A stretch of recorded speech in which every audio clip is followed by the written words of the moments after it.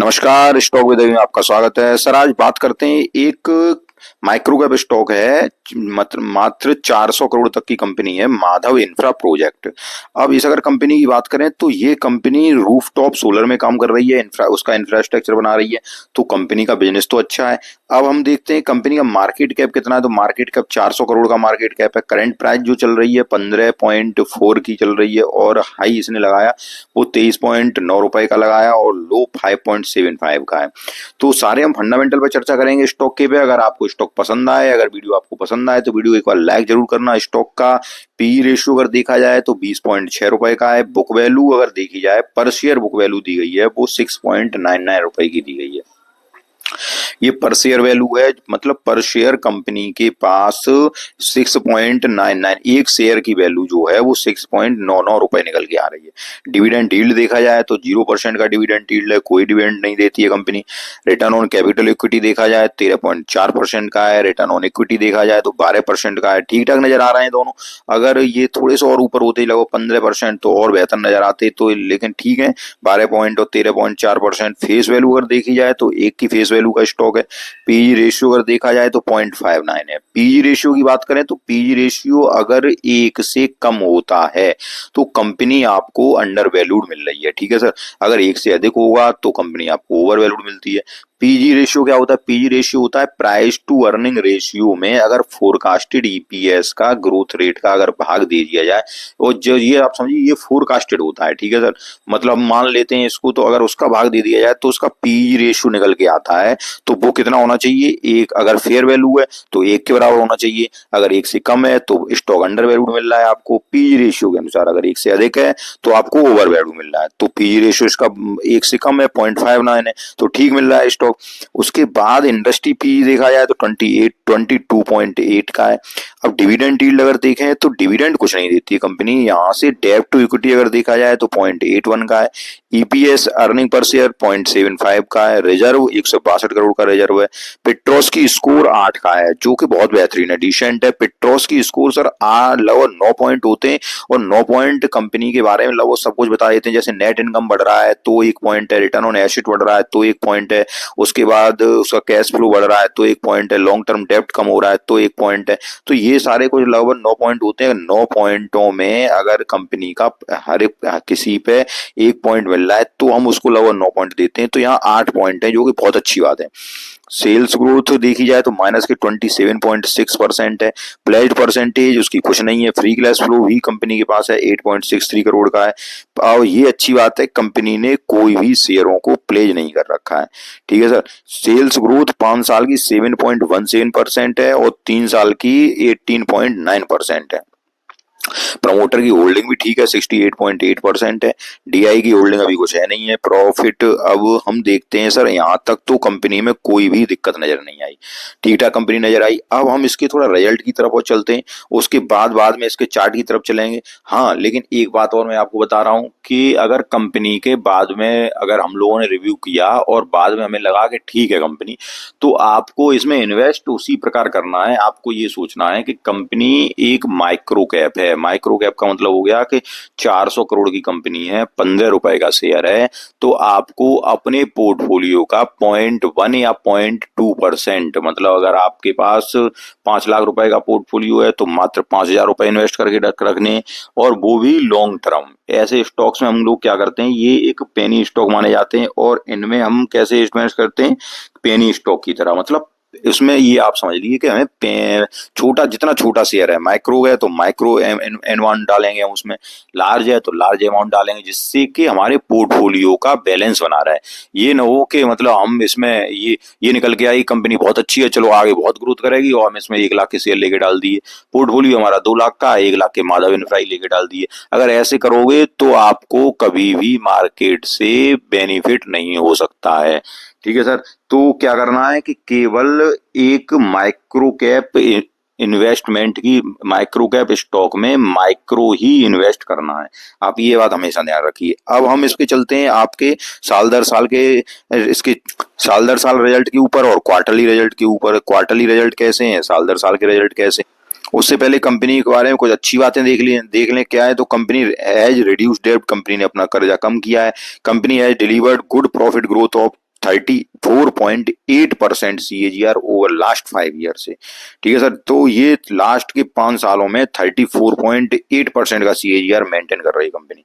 उसके बाद अगर देखें तो डिविडेंड नहीं देती कंपनी, कोई बात नहीं, नहीं देती है डिविडेंड। उसके बाद अगर देखें तो company has a low return on equity of 11.3% over के लास्ट तीन साल से रिटर्न ऑन इक्विटी कम है इसका। उसके बाद company contingent liability of 200 crore की लायबिलिटी। उसके बाद promoter holding has decreased over last 3 years. यहाँ से अगर देखें तो प्रमोटरों की होल्डिंग भी 0.38% की डिक्रीज हुई है।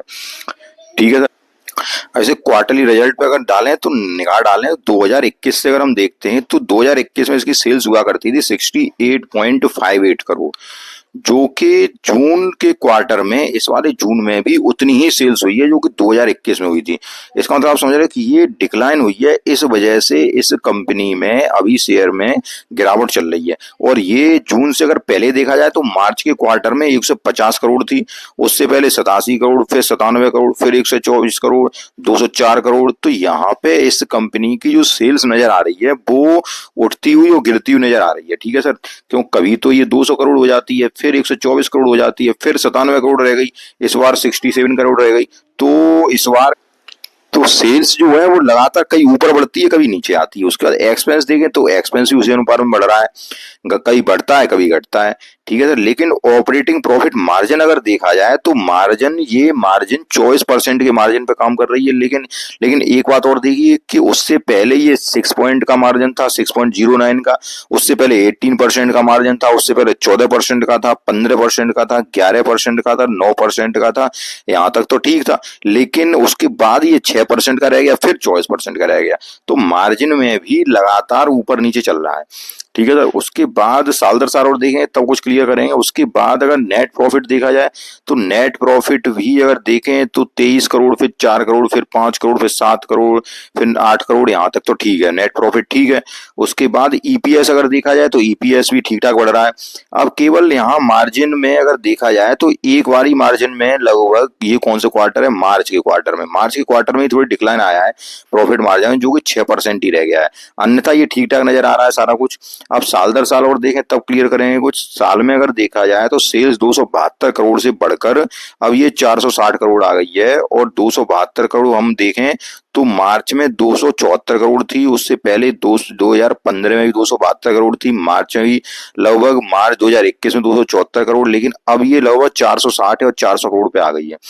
एक्सपेंस देखें तो उसी अनुपात में एक्सपेंस बढ़ा है। प्रॉफिट मार्जिन अगर यहाँ अगर देखें ऑपरेटिंग प्रॉफिट मार्जिन तो ये 14% आया। ठीक है सर, 14% की मार्जिन पे काम कर रही है। मार्जिन आप समझ रहे होंगे, मार्जिन का मतलब ये हो गया कि अगर आप कोई धंधा कर रहे हैं, जैसे कोई कंपनी धंधा कर रही है तो कितने परसेंट बचा रही है।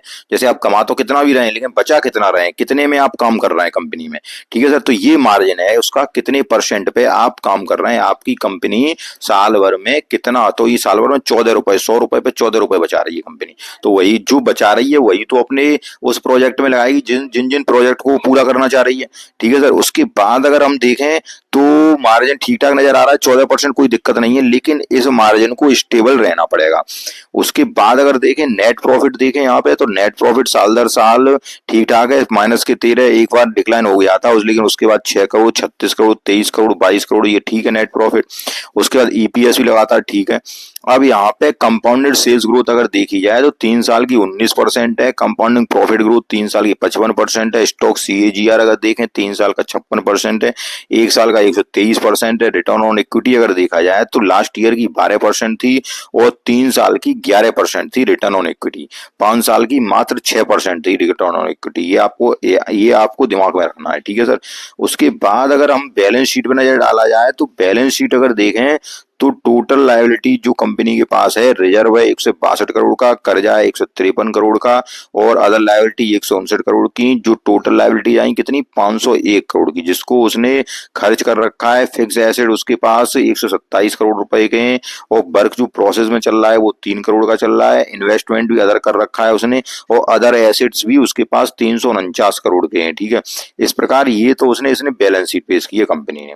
बैलेंस शीट ठीक ठाक नजर आ रही है, लेकिन अब अगर हम हम देखें तो इसके रेशियो और देखते हैं कि रेशियो क्या कहते हैं कंपनी। उसके बाद हम देखें कि रेशियो देखो, debtor days, inventory days, days payable, cash conversion और वर्किंग डेज, ये कंपनी की वो कहानी कहते हैं जिससे कि ये पता चलता है कि कंपनी कितने दिनों में वर्क प्रोसेस पूरा कर रही है, कितने दिनों में अपने जो काम कर रही है उस काम को पूरा करने के बाद उसको पैसे में कन्वर्ट कर लेती है। तो ये सारा कुछ बताती है, जो ये सब कुछ बताते हैं cash conversion cycle, debtor days, inventory days, जो कि ये 90 दिनों के अंदर होने चाहिए। तो डेब्टर डेज अगर देखें तो ये देखो, ये सही सही दिनों में ले आए, लगभग 78 दिनों में, चूंकि पहले 149 दिन भी पहुंच गए थे, 113 दिन, 90 दिन, 117 दिन, 78 दिन, ये ठीक ठाक है।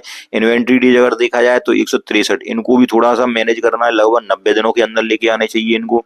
डेज पेबल अगर देखे जाए तो डेज पेबल वो होते हैं जो कि कंपनी को अपने वेंडर को फाइनेंशियल एड जो उसको फाइनेंस देते हैं उनको चुकाने होते हैं कंपनी को, वो पैसा होता है कितने दिनों में चुका पा रही है, तो वो 222 दिन आ रहे हैं, इनको भी 90 दिनों के अंदर लेके आना है। कैश कन्वर्जन साइकिल 20 दिनों में, ये अच्छी बात है कि 20 दिनों में कैश कन्वर्जन साइकिल एक पूरा प्रोसेस है, जैसे जो कि कैश में बदलता है, जैसे रॉ मटेरियल है, फिर वर्क प्रोसेस हुआ, फिर उसने कितने दिनों में उसने कितने दिनों में उसने वर्क को पूरा कर लिया, फिर उसके बाद उसने डेब्टर को चुकता किया, उसके बाद उसको कैश में कितने दिनों में पूरा कर लिया, उसने जो अपनी इन्वेंट्री बनाई थी उसको कितने दिनों में कैश में परिवर्तित कर लिया। तो ये सारा कुछ कैश कन्वर्जन साइकिल बताती है।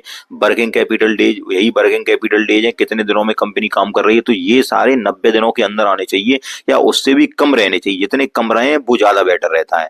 ठीक है सर, तो ये आपके लगभग 20 दिन ये भी ठीक है, और वर्किंग कैपिटल डेज 107 दिन ये ठीक है। तो सारा कुछ अगर देखे जाए तो रेशियो भी कंपनी के ठीक ठाक नजर आ रहे हैं, कंपनी ठीक ठाक नजर आ रही है अभी तक तो। ठीक है सर, उसके बाद अगर शेयर होल्डर पैटर्न अगर हम देखते हैं तो शेयर होल्डर पैटर्न आपका 69% का है सितंबर 2022 में, और ये 60 अब थोड़ा सा कम हुआ। ठीक है, तो यहाँ से अगर देखें तो पहले 2021 में 72% था, तो प्रमोटर थोड़ी थोड़ी हिस्सेदारी कम की है उनने, 69% पे लाए, 68, अब 68.81%। लेकिन अब यहाँ समस्या एक ये आ रही है कि जो प्रमोटर कम कर रहे हैं माल को, उसे पब्लिक ले रही है। ठीक है, मतलब पब्लिक के हाथ में माल 31.18% आ रहा है। यहाँ तक तो अब सारा कुछ हम लोग देखने के बाद अब इस नतीजे पहुंचे हैं कि कंपनी में अभी न तो कोई डीआई है क्योंकि बहुत छोटी कंपनी है, ना ही कोई एफआईआई है क्योंकि बहुत छोटी कंपनी है, 400 करोड़ की मात्र कंपनी है। अब हम इसके जरा चार्ट पर नजर डालते हैं, चार्ट क्या कहता है, उसके बाद हम आपको बात करेंगे आगे। अब हम आए इसके चार्ट पर। चार्ट अगर देखें तो ये देखिए, हाई कितने का लगाया था कंपनी ने, ये लगाया था हाई आपका 23 रुपए 39 पैसे का, लेकिन तब से इस कंपनी में लगातार गिरावट जारी है, और ये गिरावट अब कहाँ आके रुकी है, ये अपने बेस पे ही आके रुकी है जहां इसका मजबूत सपोर्ट है। ठीक है सर, अपने बिल्कुल बेस पर कंपनी है। इसके रिजल्ट और आने वाले होंगे, लगभग अभी अपडेट नहीं है कि इसका कब रिजल्ट आ रहा है, तो ये अपडेट अगर हो जाएगा वैसे ही मैं आपको बता दूंगा। उसके रिजल्टों के आने के बाद जैसे अगर आपको इन्वेस्ट करना है तो वैसे तो ठीक ठाक नजर आ रहा है, कंपनी में कोई ज्यादा दिक्कत नजर नहीं आ रही है। ठीक है सर, अगर आपको अब इन्वेस्ट करना है क्योंकि अपने सपोर्ट पर ही है कंपनी, अगर इन्वेस्ट करना है तो थोड़े शेयर, मतलब मैंने पहले ही आपको बताया कि इस कंपनी में आपको क्योंकि अब इन्वेस्ट क्यों करना बता रहा हूं, क्योंकि ये कंपनी एक ऐसे प्रोजेक्ट में काम कर रही है, सोलर में काम कर रही है, रूफटॉप सोलर में, जो कि इसका आने वाला भविष्य अच्छा लग रहा है, कंपनी का ठीक ठाक नजर आ रहा है।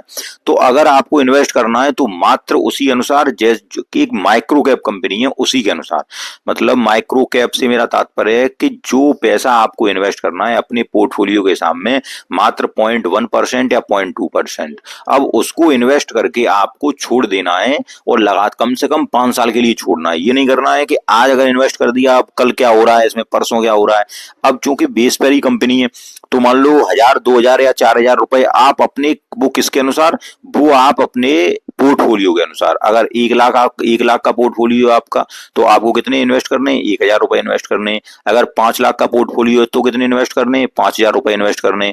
और इन्वेस्ट करके, लेकिन एक बात और ध्यान रखनी है कि ये नहीं करना है कि ये एक पेनी स्टॉक है तो ये नहीं करना है कि सारे के सारे पेनी स्टॉक भरने अपने, जैसे मैं और भी स्टॉक बताता हूं तो उनमें सब में छांट के थोड़ी सी आपको अपनी तरफ से भी पढ़ना है, कंपनी के बारे में पढ़ना है, कंपनी क्या करती है, उनमें से जो आपको पेनी स्टॉक पसंद आए तो केवल एक पेनी स्टॉक रखना है अपने पोर्टफोलियो में, उससे ज्यादा नहीं रखना है। ये आप हमेशा ध्यान रखें, एक पेनी स्टॉक रखना है। एक पेनी स्टॉक में इन्वेस्ट कितना करना है, जो मैंने बताया 0.1%, जैसे 5 लाख का पोर्टफोलियो तो 5,000 रुपए, और इन्वेस्ट करके आपको 5 साल के लिए छोड़ने हैं। ठीक है सर। तो कंपनी का भविष्य इसलिए ठीक ठाक नजर आ रहा है क्योंकि सोलर में काम कर रही है, उसके बाद कंपनी के ऊपर कोई डेंट नहीं है, उसके बाद कोई प्लेज परसेंटेज नहीं है, तो उसी के अनुसार आपको इन्वेस्ट करना है। ये नहीं करना है कि 15 रुपए का शेयर है तो लाओ 20,000 स्टॉक लेके डाल दें या 40,000 स्टॉक लेके डाल दें। तो आपको मेरी सारी बात समझ में आई होगी, बेस पे स्टॉक मिल रहा है और गिरावट के बाद अपने उसी बेस पे खड़ा हुआ है। देखो जहां स्ट्रॉन्ग सपोर्ट है उसका 15 रुपए का, इससे ज्यादा स्टॉक की मुझे गिरने की संभावना नजर आ नहीं रही है स्टॉक में। और अब इसका रिजल्ट जब आएगा उसके बाद क्लियर होगा क्या हो रहा है क्या नहीं हो रहा है कंपनी में।